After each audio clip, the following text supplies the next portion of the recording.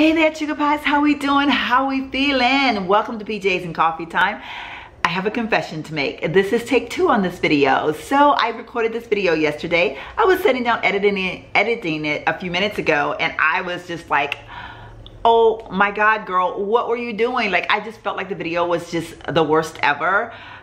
Everything about it I didn't like. And so I was like, you know what? It's Sunday, you're on a chill mode. Go ahead and just record the video over. So yeah, so that's what I'm doing right now. I'm doing take 2. So you guys bear with me. It's like midday Sunday. I'm so sorry, but it's better getting it up late than never. So I have my coffee here. I actually just reheated my coffee. I've been sipping on this pretty much like all morning long.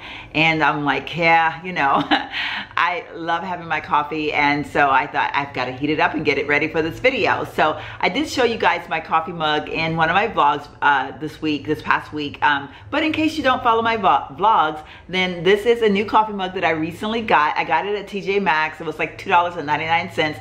Very inexpensive, and it is one that says you are an amazing woman, and it says it on both sides, which I love mugs that are that way because I am actually right-handed, so I hold my mugs this way, and a lot of times the writing will be on the, you know, at that point will be on the back side. So I like it that the writing is on both sides.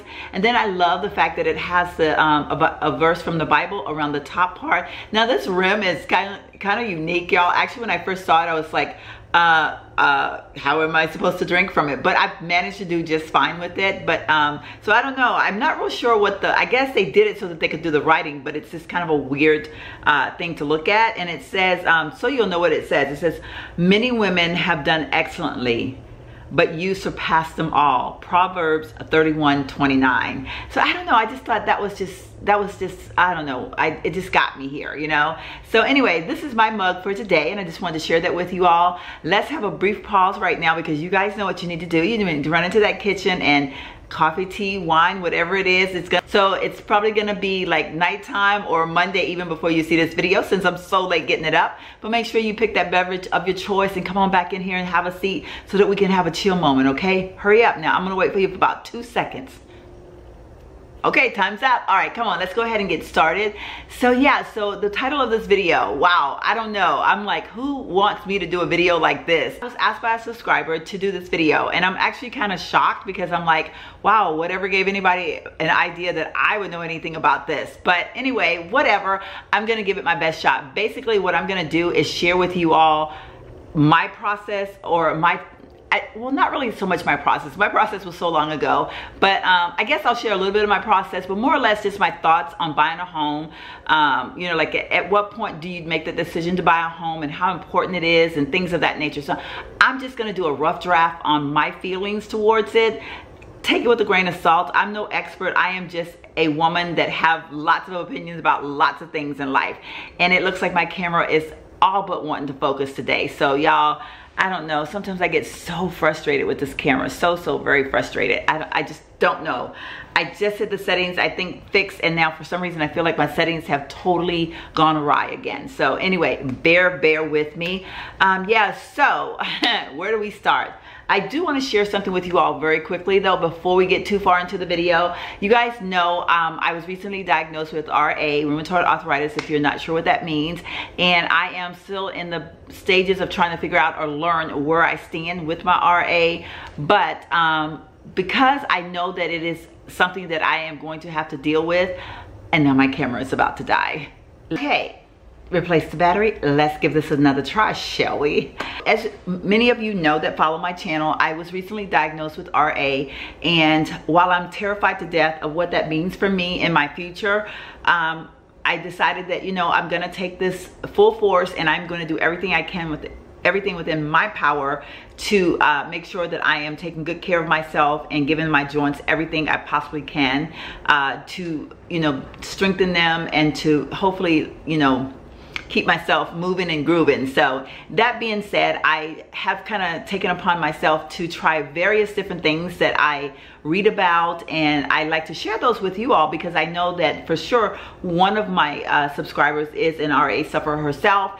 And so, you know, I want to let her know, as well as anyone else out there that might be suffering, or, you know, and maybe not even have RA, just, you know, as we get older, the joints just do their own thing sometimes. So I definitely want to share this information with you. So that being said, let me show you what I picked up. Well, I want to say I picked up recently. I didn't pick this up recently, but I recently discovered it. You all know I was recently cleaning out my laundry room, pantry / linen closet. And that video is to come, by the way. But yeah, so I had a ton of stuff in there that was hair products that I went on this thing a while back where I was just like, I gotta find some stuff for my hair. My hair is not growing, it's breaking. It's, you know, I was just having all kinds of issues with my hair. And I bought crazy amount of weird things, trying to make all of these concoctions to work on my hair with. And needless to say, they didn't work. So we moved on past that, okay? That was a phase of my life that I'm happy to say that I've moved on past. But I still had a lot of the stuff, and so I'm like, you know, some of the stuff, I don't know what to do with it. Do I just get rid of it, or, you know, what should I do? So that's my phone, sorry about that. I thought, well, you know, maybe I'll read through some of it and see what else it does. Like if it's like, maybe I can use some of it for just a deep conditioner randomly or something like that. Well, I looked at this one and I thought, oh my gracious, this says joint health. Now I remember something about, I'm trying to, this is like taking myself way back, but I remember this is supposed to have been good for like stimulating growth, reconnecting like cells or something like that. So I guess hence why I'm reading the things that I read about it. It says joints suffer for connective tissue, and then supports healthy cartilage. And it's MSM powder, and that's it right here. And it's from the Now brand, which I do have a few vitamins that are from that brand. So yeah, so I saw that and I was like, girl, you need to be taking this stuff. So it says to take anywhere from, well, it takes a half a teaspoon 1 to 2 times a day. So I do it 2 times a day. I do a half a teaspoon in the morning, usually with my coffee. And then in the evenings, I do another half a teaspoon, either with my tea or like some type of beverage that I'm having for my evening prior to going to bed. So this is a little tip for you all. I hope you find it helpful. Like I said, I've been doing this and another one that I showed you guys in my last video. I've been doing both of them. I'm thinking the more the merrier. You know, I'm just giving it everything I've got. So anyway, I did order this from Amazon, by the way, so I do know it's sold on Amazon. However, I'm quite sure you can find this at, you know, any of your vitamin type stores, or, you know, like I shop at Cost Plus here in San Antonio. I don't know if there's a Cost Plus where you are, but I'm sure you can find this in any type of the health food type store. So anyway, that's my little tip for today. So let's go ahead and talk about, well, you know what? Wait a minute. So let's talk about the outfit that I'm wearing. I am just in like a sweatshirt and actually some leggings. Like I said, the video that I was so excited about recording yesterday, I felt like when I was recording it was like, I think I'm doing okay. Then when I started editing, I was like, I think I didn't do okay. So anyway, so I've had to get out and run a few errands this morning, but I did manage to keep myself in some comfortable clothing. So yeah, nothing spectacular, but yeah, this is basically what I have on. Like I said, it's just a sweatshirt, and then I have on, these are actually some leggings from Victoria's Secret, and my sweatshirt is one, I think I've even probably seen, you may have seen this in one of my videos. I don't know if it was one of my PJs and Coffee Time videos, but you guys get the drift. Like basically, I just want us to be comfortable when we do these videos. I, you know, usually go barefaced, as you all can tell. I do this mainly because I want us women to be proud of being natural, that we don't feel like, you know, because we are getting up in age, or even for the younger viewers that I have, that we can't go out in public, or we can't be seen, you know, unless we have a ton of makeup on, or, you know, like, you know, if our eyes aren't perfect, if, you know, our lips aren't perfect or whatever. Well, I don't have perfect eyes. My brows look like crap and my lips get chapped 99.9% of the time. I do have on some lip balm right now, but that's all I have on them. And you know, I have gone out basically looking just like this today. So yeah, okay, scary as it might seem. So anyway, I hope you're all in your PJs or your comfortable clothing, and you know, you've taken the makeup off your face if you've been out and about today, and you're sitting down with your coffee, tea, or wine or whatever, and you're just chilling, because that's what this is all about. So let's go ahead and get started. Like I said, there was a young lady that requested for me to do this video, and I just thought, man, I don't know, because like, why would someone want me to do a video like this? And y'all know I don't write a script, I don't take notes, because I just talk off the top of my head. I do better that way. I have tried the whole note-taking thing, and it just does not work for me. So I'm gonna ask y'all to bear with me, because I'm probably gonna kind of like run here, run there, and you know, end up somewhere in the middle. But that's my personality, so I'm gonna go with it. Title of this video, we're talking about buying a home, knowing when it's ready, the process of buying a home. Now, I've been in my home, this home that I have right now, I've been in this home for about 15 years, I believe. Has it been that long? No. I've been in this home about 12 years, I think. Yeah, somewhere in that neighborhood. I have to really do my math to think about it. Anyway, it's been a little bit more than a hot minute, okay? But not as long as it could be. It's at that point where things are starting to, you know, like fall apart, so to speak. You know the old saying that you got a good 10-year run on a home? Well, I've passed my 10-year mark, so hey, I'm, you know, hence why I've been doing so much remodeling to my home and things of that nature. Not technically remodeling, but facelifting, you know. So anyway, I'm going to talk initially first about my own personal experience with buying a home, and then I'm going to kind of move on into just in general, like how do you make that decision to buy a home, and you know, is it something that you should do? Okay, my camera started to slide. Please don't fall, camera. Okay. All right. I have my little tripod, but it's the smaller of the two tripods that I have, and I'm all like, please don't decide you want to fall or anything. So, because the camera is a little bit heavier than I think it should be for this tripod. I don't know, but anyway, so yeah, so anyway, I'm gonna talk a little bit about like my own personal experience, and then we're gonna move on into just in general, like the thought process of buying a home. So my own personal experience, this is actually the first home that I've actually purchased. I did a rent to own home back many years ago, and right before purchasing time, I decided that I needed to leave the neighborhood for my son's best interest as well as my own. And so he and I actually sat down and made that decision together. And so I told the homeowners that unfortunately I was not going to seek purchasing the home, that I would do everything I could to help them sell it, but I was going to have to move on. And I did so. And so I went on back to renting a little bit more. And I say this is my first home. It's my first home that I went out and made the process of purchasing on my own. Well, how do I put this? I say this is my first home, but it's kind of my second home. I was dating someone a while back, and he decided to surprise me by buying me the home of my dreams. And we were actually, you know, dating in the process of planning to get married and things of that nature. So it was at that time it was, I guess, a good idea.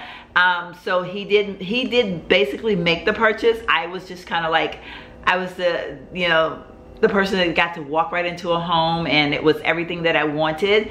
And but he did all the purchasing process of it. So even though it was quote unquote my home, I didn't do a lot of the, you know, the preps for the home. So that's why I kind of call this one my first home, because it's the home that I really like. I literally, that you know, I was in there signing papers and making decisions. The other home, I mean, I made decisions, like I got to pick out certain things, and we talked, you know, but I didn't, it wasn't my money, I guess, that paid for the home. That's what I'm trying to say. It wasn't my money that paid for the home. This home, it was my money that paid for the home. So anyway, so we're saying that this is my first home for all, you know, for the sake of argument, this is my first home purchase. So when I purchased my home, and I made a lot of mistakes, Number one, I should have had a realtor, and I didn't. I was recently married when I purchased this home.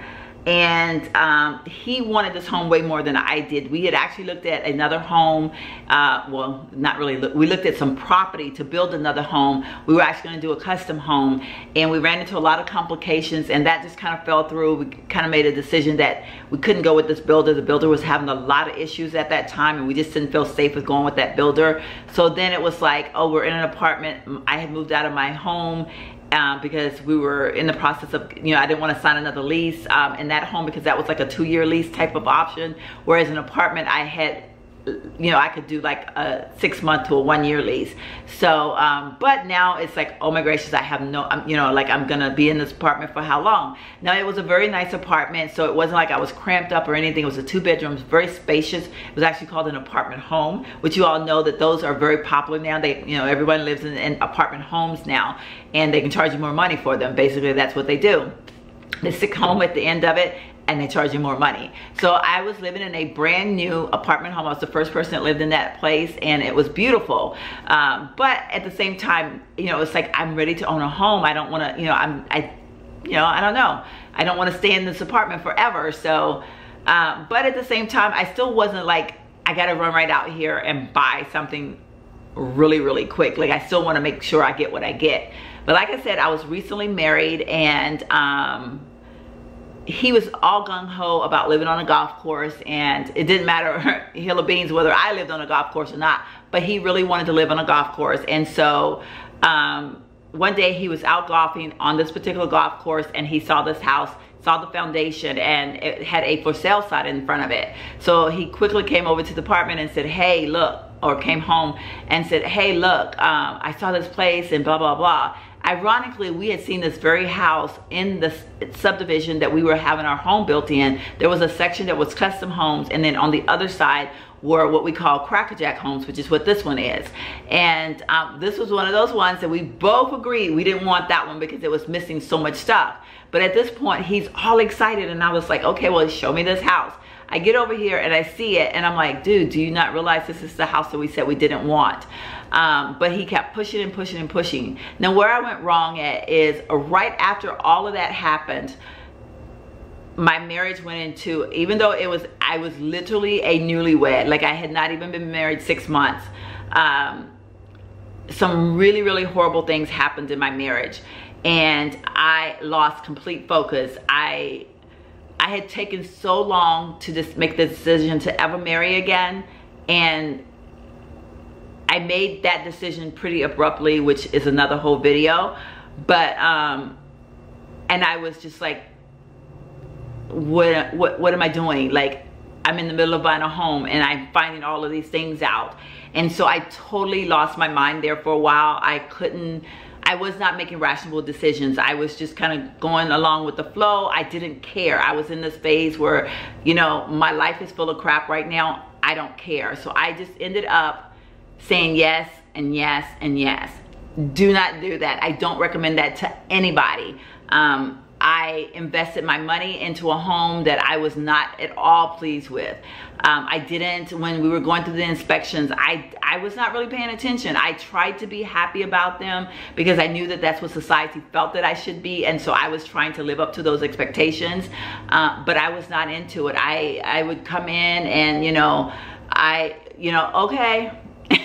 And he was not a person that would pay attention to the fine things. The house that I said that I was in before, that we won't say that I really owned that home. Oh my God, I went over that home with a fine-tooth comb, and my fiance at the time loved the fact that I was so like into it, and I was just like making sure that every single thing was perfect. And so when we moved into that house, it was like, everything was done. When I moved into this house, everything was not done. Like the bathroom, the bathtub and the master bathroom had a crack in it. It still has the crack in it. The sinks are not even where they put the mounting for put the sink up against the wall, and those little border things, I don't know what they're called. Those are not even in either of the bathrooms. Like, these are things that I was not strong enough. I was in that horrible phase of my life, and I just did not pay attention to them. I just didn't care. And again, I don't recommend this to anybody. So I'm saying that to say that one of the things that you do want to know, that if you are building a home and you're building a new construction home, you have the right to pick and choose and make sure that everything is okay. And if it's a little bit crooked, you can say redo it. It don't, because it's not supposed to be a little bit crooked. It's supposed to be straight. You know what I'm saying? Like, you have those choices. And I made the worst mistake ever by not utilizing my right to speak in that situation. And you know, finances weren't like the greatest, but they weren't the worst. Like, I was at a point, like I've been in my career field forever. So back when I made my decision to buy, when I was buying this home, this was when you could just walk into a mortgage company, and if you had good credit and you had a good job, you got basically a loan. I got a very great interest rate. I got the loan. I could afford it. It wasn't that. It was just that, you know, talking about having some of the things that I'm going to share with you that you should have. I didn't have that concrete savings account that I think that you should have. And so there were things that I should have had more in place that I didn't. But again, like I said, I was not in the right frame of mind. So I ended up, you know, signing mortgage papers, moving into this house. And like I said, there were so many things that were not done. And I still had that grace period, because when you first move into a new home, you have a grace period of a time frame where you can call them back and they will come in and fix things. It's usually about 90 days, I think it is, that you can call them back and they come back in and fix things, because as the house settles and you get moved in, you find things, so they give you that leeway. Well, I was still in such a turmoil that I couldn't do it. I think I had them out here one time, and then I was literally surviving by the skin of my teeth. Like, life was really bad at that time, and so I just didn't care. And so I lost out on a lot. So I would, you know, again, if I don't say this enough, don't do what I did. So, but my process for buying the home, because of my career field, I knew a lot more than some of the average people know about buying a home. So I knew about banking statements, and I knew about making sure your credit rating stayed exactly where it needs to be. Wherever it's at that point of when you decide to lock in on your loan, it needs to be there until the day of closing. So that could be anywhere from 30 to 90 days out, depending on, you know, like where you are as far as, you know, if you're having a home built or if you're doing a pre-owned home. Most of the time when you're having a home built, that's a longer process, because the weather can make a big difference on like how quick you're going to end up in that closing point, because sometimes you're gonna think that you're going to close at this date, and then it rains forever and they can't get in and do any finishings to the house, so therefore, you know, it pushes things back. So I knew all of the importance of that. So for me personally, that was not an issue. I knew that I had the money set aside for, you know, to basically take care of closing. I wasn't sure like how much it was going to be, but I had an idea based on the type of loan that I was going to have. But I didn't have that background savings that I felt like I should have, or I feel like someone should have when they buy a home. But I made it my way through closing, got closed on the home, got my key, moved in, and that was basically it. I didn't have any interruptions as far as, you know, like some of the things that people don't realize when I speak about the credit. Like, you can't do anything. It's very crucial. Like, you can't even have large deposit into your checking or savings accounts during that time frame without a great explanation. Like, say if you can't go out and get a loan in the process and have that loan deposited into your checking or savings account, because they're gonna pull that credit report that final day of your closing, and they will tell you if it's changed, they can turn you away, and you would not be able to make that purchase of that home. You would not be able to actually do the closing. So it's very, very important that you understand when you get into that situation. And I don't want to give you specifics, because all of those things change basically like on a monthly basis. Like, seriously, because different criteria are having to be met based on lenders and things of that nature. Like, some lenders will only take cashier's checks for closing. Some lenders will take won't take cashier's checks for closing. You know, it just, some lenders say that they only want funds wired in from your bank account to the bank for the closing. So, you know, those things will vary depending on, you know, who you get as your, you know, what mortgage company you go with. But mine went pretty smoothly. I had a mortgage that was within my means. Like I said, I could afford my mortgage. It was based on both. It was mainly based on my income, and I could afford it on my income. However, I did have his income to make it even easier. I had the option of doing an every 2-week mortgage or a once-a-month mortgage. If you make a mortgage every 2 weeks, you will pay it off a little bit sooner, about 5 years sooner than the norm. However, well, you're paying it every other week, well, every 2 weeks, so it shortens the time of the loan. It also shortens the amount of interest that you pay. So that's actually a good thing if you can do that. I started out doing a monthly, and then I ended up switching to an every 2-week plan, and it actually, it takes a little bit getting used to, but I do like the fact that I know that I'm helping myself in the long run. So that's something to consider if you are looking for a mortgage. So what I would recommend initially, you know, if you're that person and you're out here and you're trying to make a decision about a mortgage, first and foremost, I'm gonna say, now these are the things I'm gonna say that I probably should, some of these things I should have listened to myself. Some of them I did, but some of them, like I said, I didn't.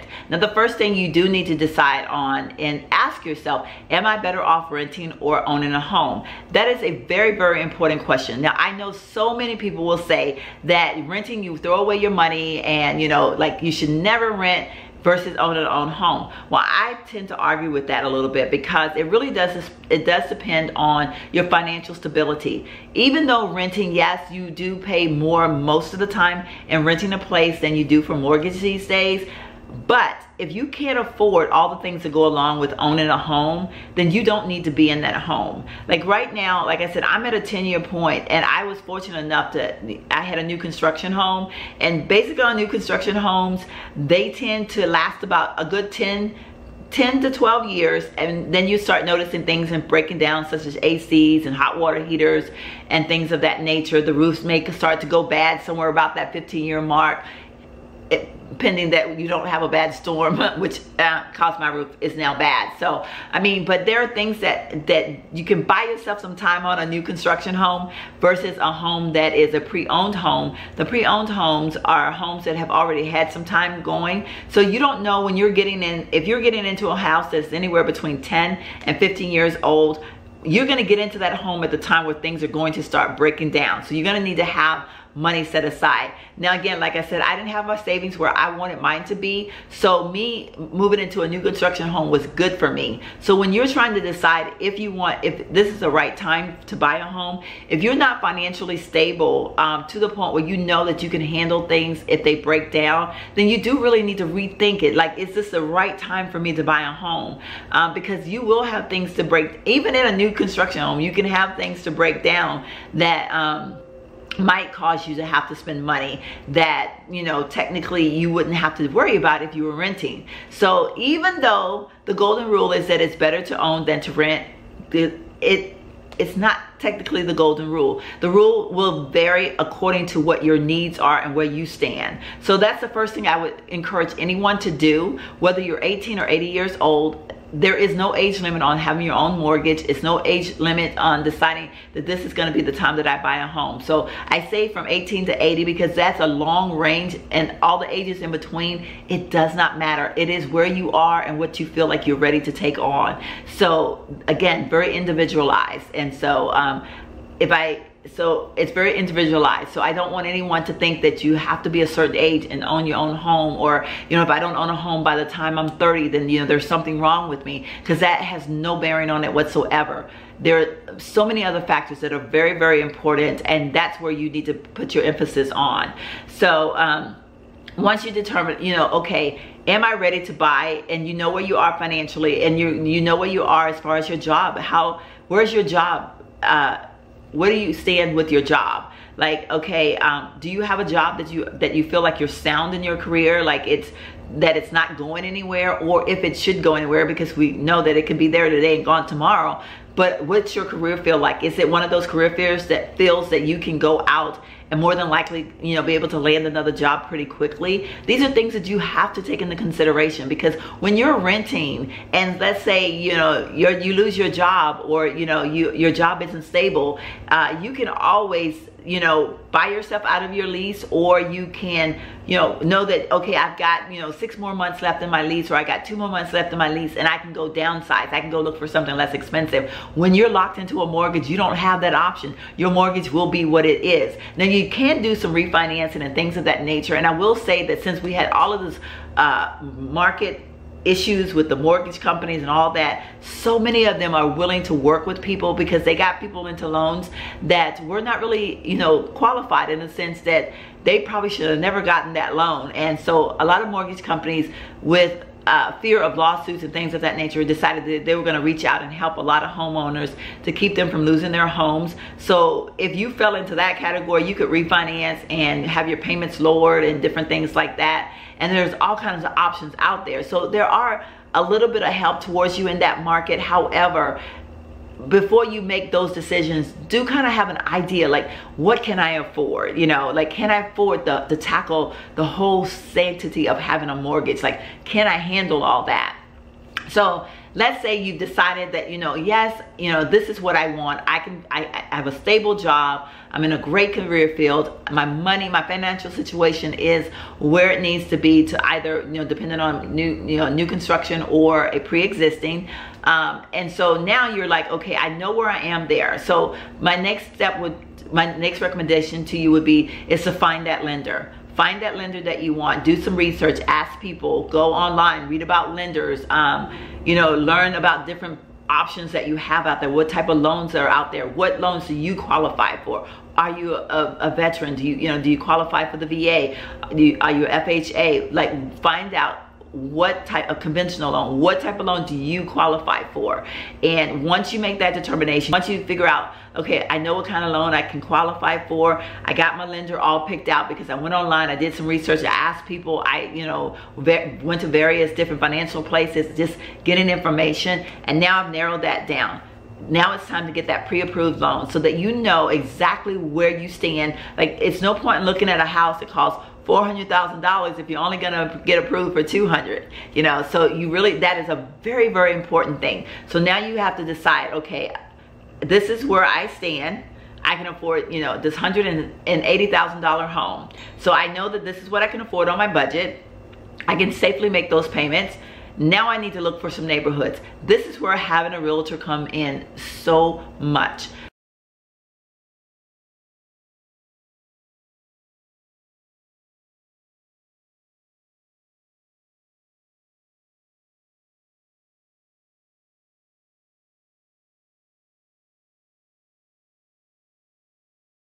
There's some people that basically want to live in retired type or retired-ish type of communities. You know, we have communities that are actually set for retired people only, that are like 55 and up. And we have communities that are, you know, a mixture of them, of everything. And then we have the communities like the downtown living, the loft style living, that are geared towards the young. You know, there's all kinds of things out there. So once you figure out what fits your needs the best, like, you know, what type of environment you want to live in, then now you need to drive through those neighborhoods, search those neighborhoods, do some research on those neighborhoods, go through them in the daytime, go through them in the nighttime, go through them on the weekends, you know, all possible times of day. Check out those neighborhoods to see if, you know, like what it looks like when you least expect it, you know.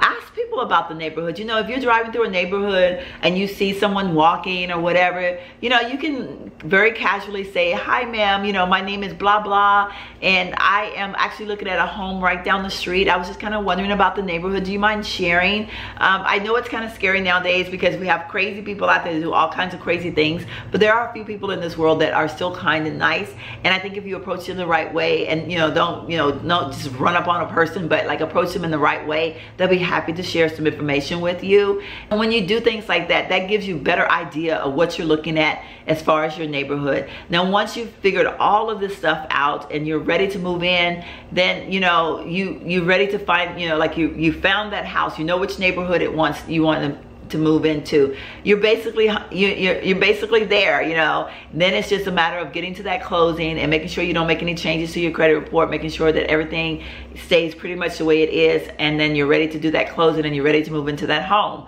So that's basically, in the gist of it, what I see as, you know, I kind of shared a mixture of what I did and didn't do, and knowing, like, you know, and learning from my experience to sharing with you basically what it takes to get into a home. And you know, I say more than anything, the first and foremost thing you need to do is decide within yourself, am I in a place to buy, or should I be still renting? And I do want to stress, if you're not ready to buy, if you don't feel that you're financially stable or ready to buy, don't do it because your girlfriend's doing it, or don't do it because you feel like, you know, it's that same thing. I think sometimes owning a home is that same thing that people have, like women have, about having a child. Like when they get to a certain age and they haven't had a child, some women feel like, oh my God, society's gonna look down on me if I don't have a child. And I know that that's the same thing with owning a home. Some people feel that by the time they're a certain age, that it is horrible if they don't say they own their own home. Well, you know what?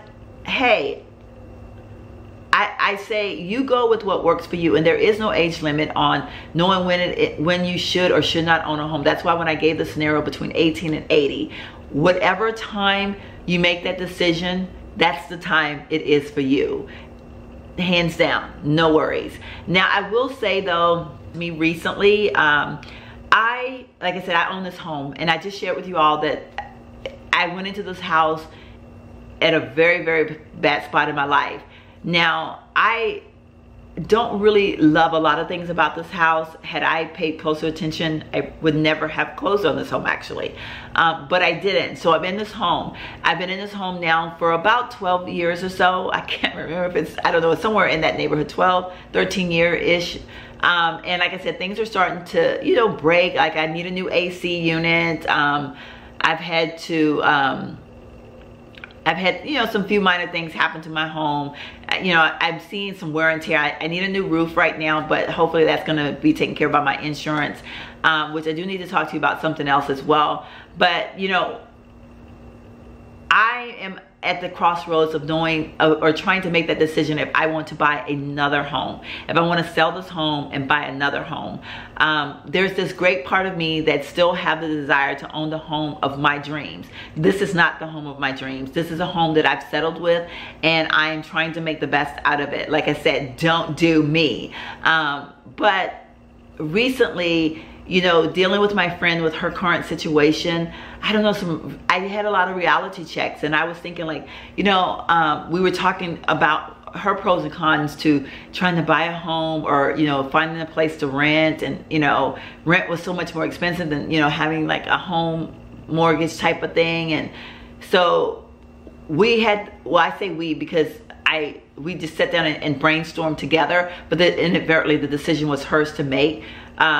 She made the decision to continue, you know, to rent, and that she would not have money to fix the AC or the refrigerator or the stove or the, you know, all these things that can break in a home. So she decided that, you know, of course she was going to continue to rent. And now I'm kind of at a crossroads. I don't know if I still want the kitchen of my dreams. I still want that master bathroom or that closet of my dreams. The house that I had before this one, it had a lot of things that I missed, and I still long for those things.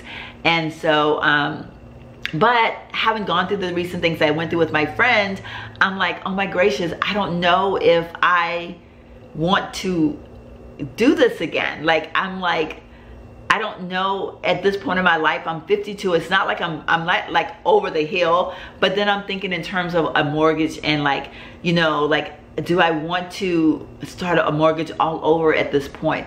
And I don't know, like, you know, it's all come to surface with me. Like I said, dealing with her situation and just thinking about where I am financially. I'm not where I want to be or where I thought I would be at this point in my life. And so I'm kind of like, maybe I'm going to end up just in this place forever. I don't know. While I don't want to, it's something to think about. And then I think, well, maybe I would want to rent like a townhome or something that I can just, you know, have a small yard and not a lot of worries and not a lot of cares as I get older. And that actually sounds very inviting to me. So I don't know. I'm very undecided. So I'm saying that to say that you can have, there's so many aspects to buying a home, whether it's your first home or even looking into buying that second home. So that's kind of where I am now. And one of the things I didn't share with you all that I do want to kind of go back and share is having the homeowner's insurance. Make sure that when you do purchase your home, I don't care if you don't listen to anything else I'm saying, make sure you purchase the homeowner's insurance. When I was doing the rent to own in the home that I was doing, I had the homeowner's insurance, and it paid for my hot water heater, and it also replaced the AC in that home. And I was paying that because I was doing a rent to own, and it was like $495 a year. I paid it once a year when I got my taxes instead of making the payments throughout the year. I did things like that when I was a single mom raising my son, because at tax time I could do a lot more than what I could throughout the year, and I needed my money throughout the year to live off of, because y'all know I wasn't living off of very much. But having that insurance saved my bum.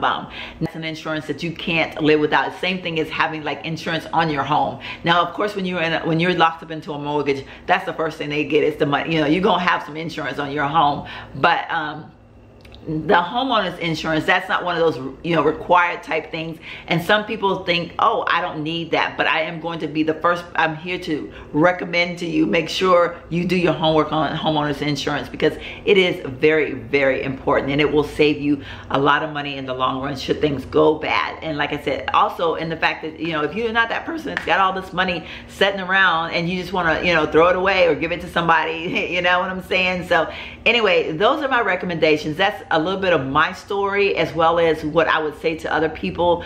Knowing the neighborhood, finding out your financial stability, all of those things are very, very important aspects of owning a home. And if you are watching this video and you're contemplating on buying a home or not buying a home, I'm not here to tell you yay or nay. I'm not here to tell you that renting is worse than buying, or buying is better than renting, or worse than renting. I'm not here to make that decision for you. It will vary according to what your life plans are.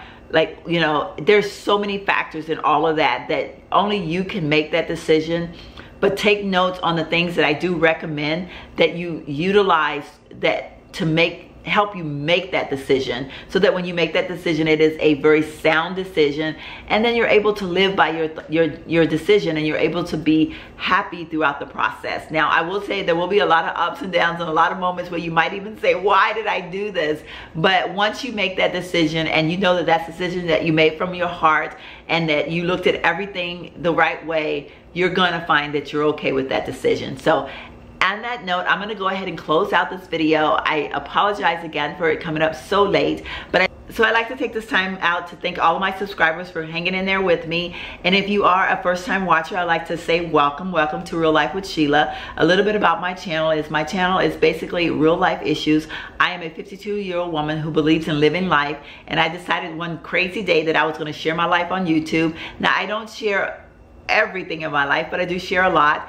And I do sit down videos, I do date night videos, I do videos with my grandson, I do all kinds of things, nail videos, hanging out with me for the day type videos, just home decor videos. I'm in the process of actually doing some work to my home. I'm doing a facelift to my home, so I'm sharing a lot of that with y'all. So if you find any of that remotely to your liking, feel free to go ahead and hit that subscribe button. And once you hit that subscribe button, make sure you do hit the notification bell, because that is how you'll be notified whenever I do post a video. And again, thank you guys so much for watching, and don't forget to thumbs up this video. You thumbs up my videos, it does make a big difference on my channel. And feel free to comment below. Your comments are always welcome. Thanks again for watching, and I'll see you guys in my very next video. Bye.